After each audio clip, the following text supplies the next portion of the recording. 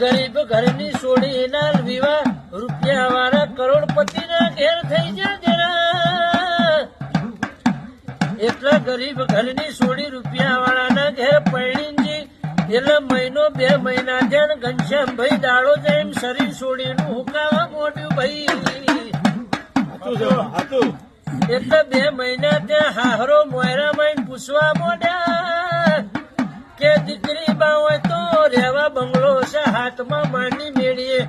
હોનાનો હેચકો બોધેલો છે હિંડોળે બેઠા બેઠા ઝૂલીને ખાવનો હોનાના પત્રકમાં તોય ખૂટે એવું નહીં શરીર ચમ ઉતરતું જાય છે